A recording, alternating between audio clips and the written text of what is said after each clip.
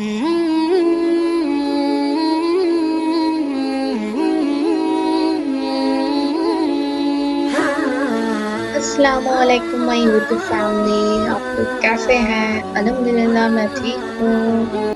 आप लोग के रोज़े कैसे जा रहे हैं? अब तो रोज़े कुछ ही दिन के बाकी है। मेरे अल्हम्दुलिल्लाह अच्छे जा रहे हैं। तो आज मैं फिर लेके आई हूँ आप लोगों के लिए एक इफ्तार ब्लॉग।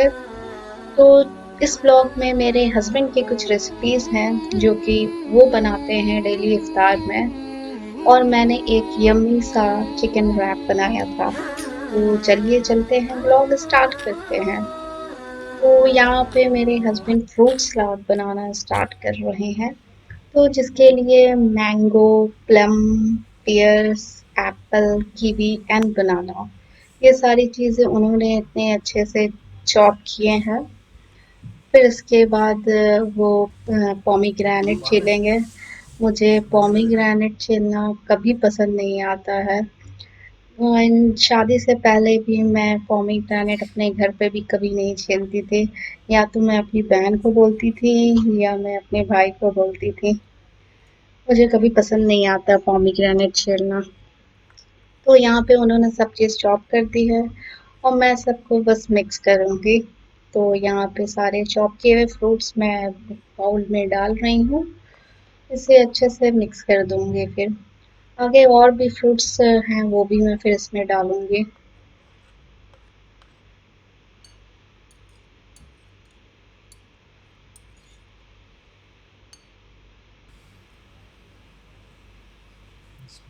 तो ये पोमीग्रेनेट भी छिला गए हैं और इसके बाद ग्रेप्स भी जाएंगे इसमें। इफ्तार में तो इतने सारे फ्रूट्स ख़त्म नहीं होते हैं, तो और बच जाते हैं तो फिर हम लोग सेहरी में भी खा लेते हैं। इसे रैप करके अच्छे से रखने से इसमें से ख़राब नहीं होता है, पानी नहीं निकलता है। और यहाँ पे मैं इसके ड्रेसिंग करने के लिए स्टार्ट कर रही हूँ। तो यहाँ पे उसके लिए मैंने कंडेंस मिल्क लिया है और क्रीम लिया है। इस दोनों को मैं अच्छे तरह से मिला लूँगी और ड्रेसिंग तैयार कर लूँगी। तो मैंने बस अंदाज से लिया है, आप अपने हिसाब से ले सकते हैं। तो यहाँ पे दोनों को मैंने मिला लिया है, मिक्स मिक्स मिक्स मिक्स। फिर उसके बाद मैं ये सारी ड्रेसिंग इस फ्रूट सलाद पे डाल दूँगी। बहुत अच्छा टेस्टी क्रीमी फ्रूट सलाद तैयार हुआ था बनके। और ये सब मिक्स करने के बाद मैं इस पे थोड़े से नट्स चॉप किए हुए डालूँगी।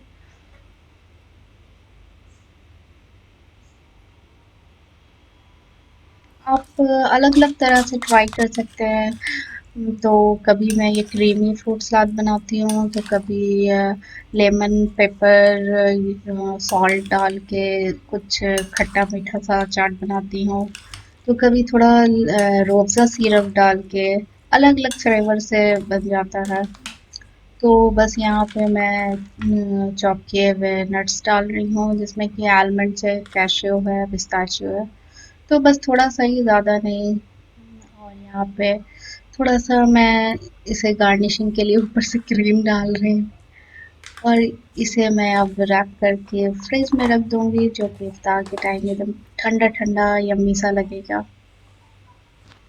और अब यहाँ पे नेक्स्ट रेसिपी बना रही हूँ चिकन रैप, जिसके लिए मैंने पेरी पेरी चिकन बना लिया था। और इसकी रेसिपी आप लोगों के लिए मैं डिस्क्रिप्शन बॉक्स में इसका लिंक डाल दूँगी अपनी वीडियो का, तो वहाँ जाके आप चेक कर सकते हैं। और उसके बाद यहाँ पे लेटस है और कुछ खीरा और प्याज को मैंने चॉप कर लिया है। उसके बाद यहाँ पे पराठे सेक लूँगी सारा। उसके बाद मैं इसकी फिलिंग स्टार्ट करूँगी।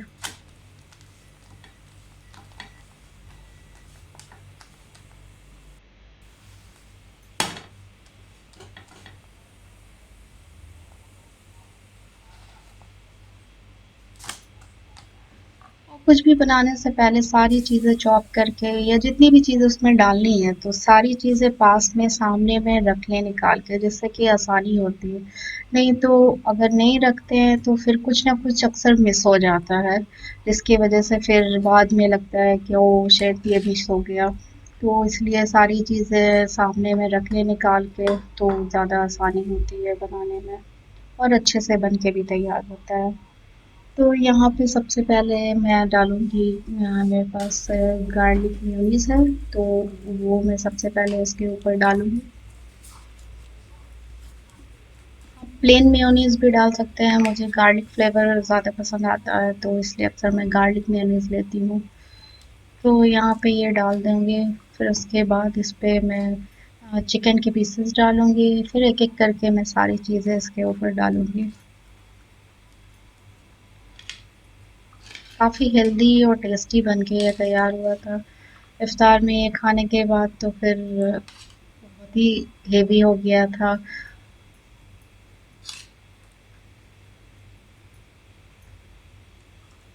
आप इसमें किसी भी तरह का चिकन डाल सकते हैं, पेरी पेरी या चिकन टिक्का, अलग अलग वैरायटी के साथ ट्राई कर सकते हैं इसको। और यहाँ पे मैं प्याज और खीरा कटा हुआ डाल रही हूँ, फिर उसके बाद मैंने लेटस को भी चॉप कर लिया है, वो मैं डाल दी हूँ। और मैं इसके बाद इसमें वो एक्चुअली वीडियो क्लिप मिस हो गई, तो इसमें मैंने ऑलिव्स और हैलोपिनो इसमें डाला था, और उसके बाद ऊपर से थोड़ा केचप। तो ये टेस्टी सा रैप बन के तैयार हो गया है, और इसे मैं टू हाफ्स में काट ली और उसके बाद में हॉट पॉट में इसे रख ली ताकि ये गर्म ही रहे। और last but not the least, मेरे हस्बैंड ने रूह अफ़ज़ा बनाया, तो उसकी भी वीडियो क्लिप है ये। तो बस आज का ये उनका दिन था, तो उन्होंने ये 2 चीज़ उनकी बनाने की ड्यूटी रहती है, तो बस मैं सोची कि आप लोगों के साथ ये भी शेयर कर दूँ। तो यहाँ पे बस ज़्यादा नहीं पीते हैं तो हाफ़ ही जग हम रूह अफ़ज़ा बना रहे हैं।